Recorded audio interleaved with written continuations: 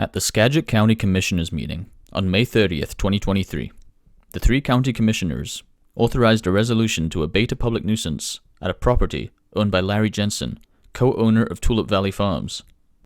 During the authorization of this resolution against Jensen, the three commissioners and Chief Civil Attorney Will Honey made a point to talk about Skagit County's code enforcement procedures and the necessity of a request for investigation to avoid unfair treatment. I think it is important when people see actions against themselves, their neighbors, that they get to see it in this public forum and have some sense of the why. And that it's not just, people being picked on. Sometimes our citizens accuse me as a commissioner of just picking on them when we enforce code. So I appreciate the process. Thank you. Can you go over that process a little bit on how we have to have a complaint from somebody and then code enforcement officers look at it and talk to them and try to get resolution, and then at some point we come up here, right? Yeah, well, That's that's a good, I think a good thing to remind folks of from time to time.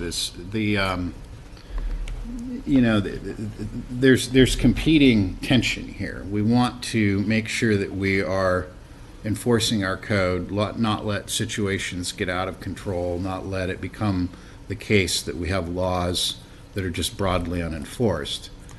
At the same time, there's a bit of a concern, and it's a real one, that one might have an employee of you all roaming the county looking for people violating code. And that historically, and not here, I'm not pointing fingers at anybody now or in the past, but historically that, in other places, it's given rise to a problem of selective enforcement. Who has the favor of the board doesn't get enforced on, and who doesn't have the favor of the board gets enforced on. And so the way that tension is dealt with and balanced is a complaint-based code enforcement system, so that our code enforcement folks, they're located in the planning department.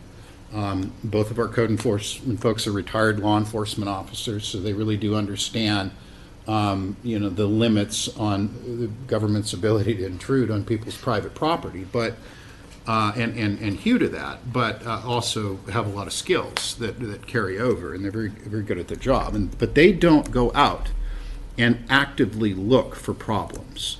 They investigate when a citizen or a business, I suppose, could do this, files a complaint with the county and says, this is a concern. We believe, I believe this is a violation of the law and county code. And then and only then do they go out and investigate. And so again, what that does is balances the concern that we want to enforce our code, but that we don't want to have essentially employees, agents of the government out looking for problems. This complaint-based system is supposed to ensure that there is no unfair treatment under the law. Yet in response to public records requests, Code Enforcement Officer Tom Wenzel admitted that the code violations against Jensen were sparked by an internal complaint from Planning and Development Services.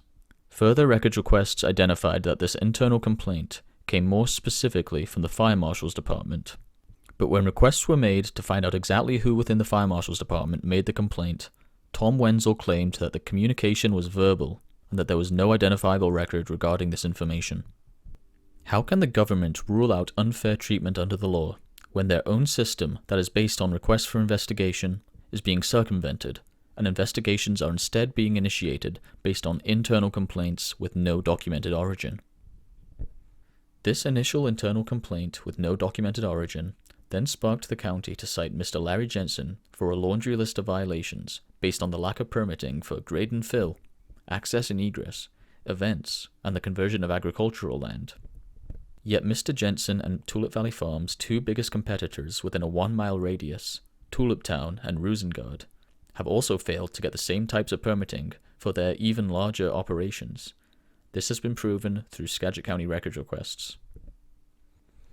Mr. Jensen's property has approximately 877 feet of pre-existing impervious access road. Tulip Town has constructed 3,684 feet of impervious roads, and Rosengard has constructed approximately 20,391 feet of impervious roads.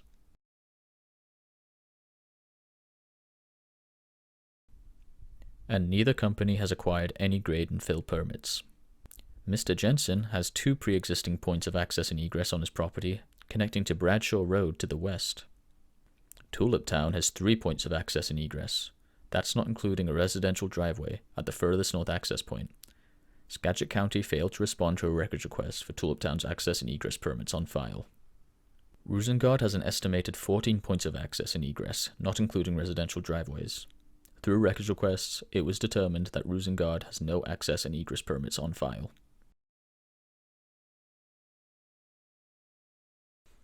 Mr. Jensen temporarily converts approximately 7 acres into parking and facilities for 1 month a year during the Tulip Festival.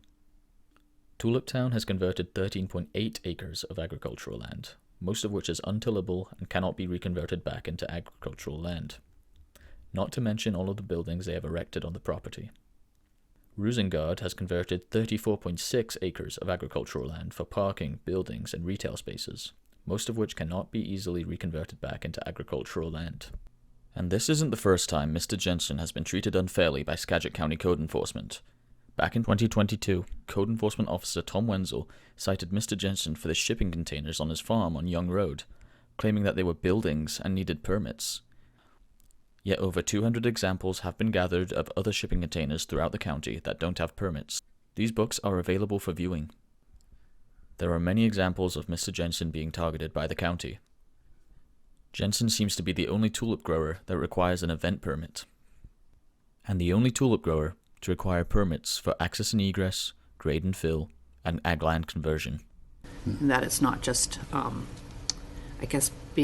people being picked on. Sometimes our citizens accuse me as a commissioner of just picking on them when we enforce code. So I appreciate the process. But they don't go out and actively look for problems. They investigate when a citizen or a business, I suppose, could do this, files a complaint with the county. And then and only then do they go out and investigate. Mr. Jensen has been threatened with a fine of $1,000 per day since April of 2023 and a year of jail time, all for doing the same things his competitors have been doing for many years. This is a case of unfair treatment in its most egregious form and should not be left unnoticed by the community. Now, is this a case of incompetence or corruption?